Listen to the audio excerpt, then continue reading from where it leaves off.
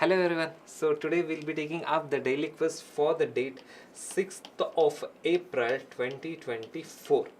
So before we get into the daily quiz, there's a very small announcement. So that is regarding your National Scholarship Test that will be conducted on the 7th of April, and all the details of it is given in the description box below.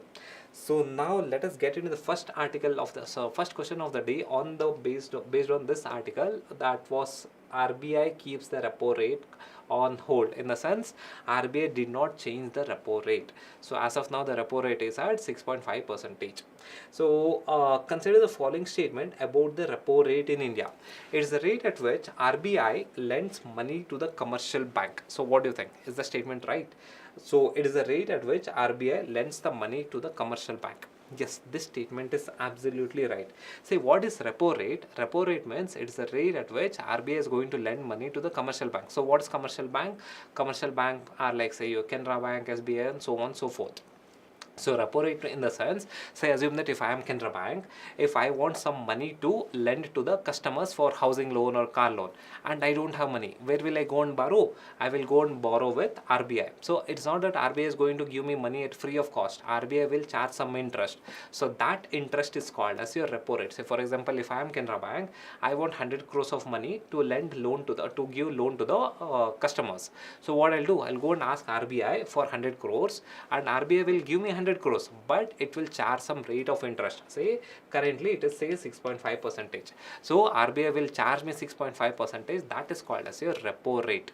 And if I get the loan from RBI at 6.5%, how much will I charge the customers? I will obviously charge say 10%, 12%, etc. Because even Canara Bank is not running some charity. So Canara Bank will also require some profit. So Canara Bank will charge some extra rate of interest with the customers. So that is how your banking system works. So it is the rate at which Reserve Bank lends some money to the commercial bank. Okay, fine. Statement 2. A decrease in the repo rate leads to the cheaper credit for the business and individuals.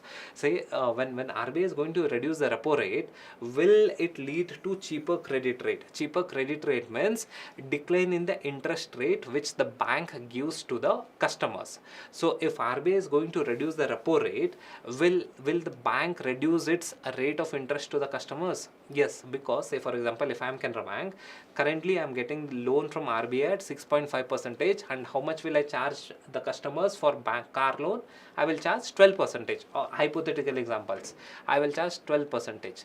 If RBI is giving me the loan at say 4.5% by reducing the repo rate, what will I do? I will also reduce my rate of interest to the customers. So again, decrease in the repo rate leads to the cheaper credit rate. So statement 2 is absolutely right.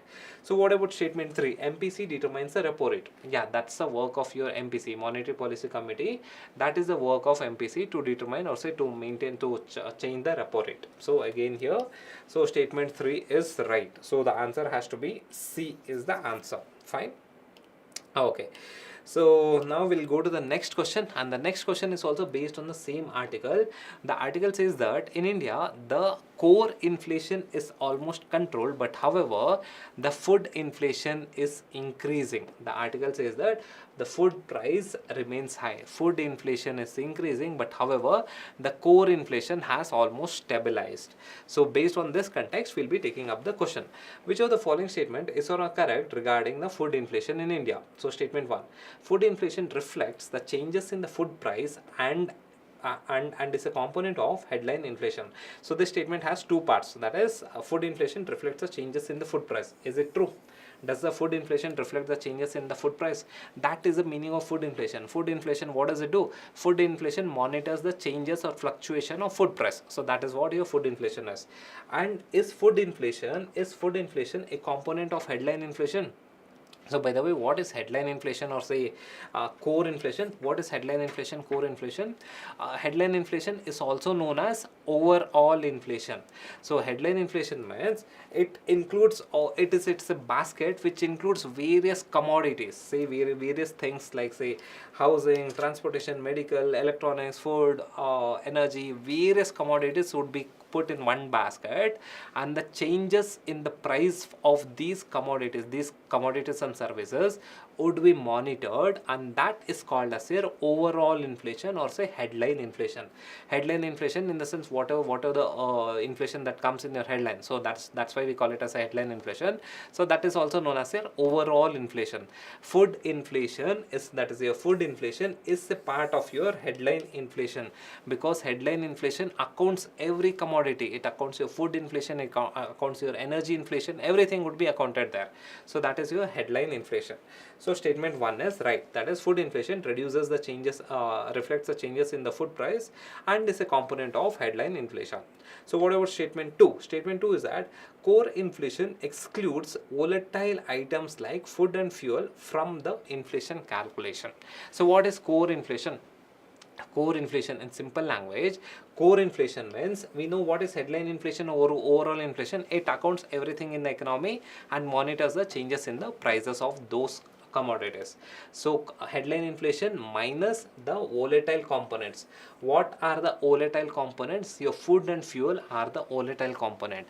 In headline, if this is your headline inflation, in headline inflation, if I remove the volatile components, so the remaining part, this remaining part would be called as your core inflation. Volatile components are your food and fuel. It keeps changing. Say for example, for tomato, this month it would be 10 rupees per kg. Next month it can go to 40 rupees, and then it can go to 70 rupees, and then it can come to 5 rupees or 10 rupees. It keeps changing. That is your food and fuel keeps changing, that the prices keeps changing. So as a reason, it is very volatile. So when I remove the volatile components from the overall inflation, I get core inflation. So statement 2 is also right. So what about statement 3? Statement 3 is that factors such as supply disruption, that is supply disruption and seasonal variations can contribute to food inflation. Is it true? Yes. So can supply side variations, can it lead to food inflation? Yes, this statement is absolutely true. Say for example, if you consider this graph over here, so let us consider in the market there is 100 kg of tomato that is available, and hypothetically we consider it is 10 rupees per kg. So when the supply of tomato is 100 kg in the market, it would be 10 rupees per kg. Say due to some extreme events like say flood, drought, etc., the supply has declined. So if the supply has declined to say 70 rupees per kg, what would happen to the prices? The 70 kgs, what would happen to the prices? The prices will automatically decline. Say in the y-axis, sorry, in the x-axis, this is your supply side. So this is your supply. In the y-axis, this is your price. So when the supply, so initially if the supply is more and now the supply has declined, now the supply has declined, what would happen? When the supply is more, the price would be P1. When the supply is less, the price would be P2. So the price has increased. Whenever the supply decreases, the price will increase. So due to supply side disruption, the food inflation can occur. So even statement 3 is right. So the answer has to be D. D is the answer. Fine. Okay, so we'll go to the next question, and the next question is regarding one of the most important article from today's newspaper. Please go through it. It gives you a comprehensive idea regarding how Parliament is holding the government accountable. So it's a comprehensive, very good article. So you kindly go through it. So based on this article, we'll be taking up the question. Which of the following statement is correct regarding the proceedings of Indian Parliament? So question number, that is statement 1. Question hour, member of parliament can ask question to the ministers about the government policies and actions. Can the MPs ask questions to the minister regarding the government policies in the question hour? Can they do it? Yes, that is the reason why question hour is designed in the parliament. In question hour, the MPs, the member of parliament, the MPs can ask the question to the ministers. So what are the types of questions that are present in the question hour? There are two types of questions. One is your starred question and the next one is unstarred question. So starred question involves oral answers from the minister. Unstarred question means the minister has to give the reply in writing. So as a reason, in a question hour, the MPs can hold the minister accountable. The MPs can hold the government accountable. So statement 1 is right. That is your question hour. So 0 hour. MPs can raise important matters with prior notice during the 0 hour. Is it true? can the MPs raise important matters in the 0 hour? That's why 0 hour is designed. In a 0 hour, the MPs can raise any matter, any important matter that can be raised in the parliament. That is why 0 hour is designed. So this part of the statement is right. What about this? With prior notice. If the MPs has to raise some important matters in the parliament, so can they raise the matter with prior notice or without prior notice? What do you think? So MPs can raise the matters without prior notice. This MP need not take the permission of the chairperson of Lok Sabha or Rajya Sabha. He or she can easily raise any important matter in the 0 hour. That is why 0 hour is designed. So in 0 hour, the MPs can raise any important matters without the permission, without any prior permission.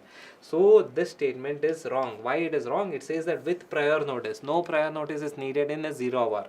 So statement 2 is wrong. So what about statement 3? Adjournment motion. Adjournment motion used to adjourn the House for discussing urgent matters that need immediate attention.